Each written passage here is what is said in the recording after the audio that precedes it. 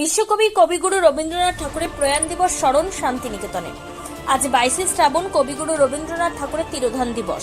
চিরাচরিত প্রথা মেনে এই দিনটি পালন হয় শান্তিনিকেতনে। শুরুতেই ভোরে বৈতালিক, সকাল 7টায় মন্দিরে বিশেষ উপাসনা সহ নানান অনুষ্ঠানের মধ্য দিয়ে কবিগুরু রবীন্দ্রনাথ ঠাকুরের প্রয়াণ দিবস পালিত হচ্ছে শান্তিনিকেতনে। সকাল থেকে শান্তিনিকেতনের আবহাওয়া ঘন মেঘাচ্ছন্ন। শ্রাবণের বৃষ্টিতে মাটির স্যাঁতস্যাঁতে শান্তিনিকেতনে গোটা ও পরিবেশ যেন এক অন্যরকম চেহারা। ঠিক এই দিনেই কবিগুরু রবীন্দ্রনাথ ঠাকুর বিদায় নিয়েছিলেন না ফেরার দেশে, কিন্তু তিনি চলে গেলেও আজও তিনি বাঙালির মনে প্রাণে আছেন, থাকবেন। কারণ তার অজস্র লেখা, কথায়, গানে আজীবন স্মরণ করবে বাঙালিরা। বাঙালির প্রিয় কবি, লেখক, নাট্যকার, বাংলা সাহিত্যের ইতিহাসে যে মানুষটার অবদান অনস্বীকার্য, সেই প্রিয় কবি রবীন্দ্রনাথের মৃত্যুবার্ষিকীতে এই রাজ্যের পাশাপাশি শান্তিনিকেতনে নানা অনুষ্ঠানের মধ্য দিয়ে পালিত হচ্ছে প্রিয় কবির তিরোধান দিবস।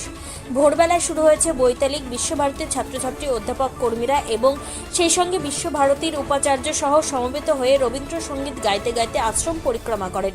সকাল 7টায় মন্দিরে বিশেষ উপাসনা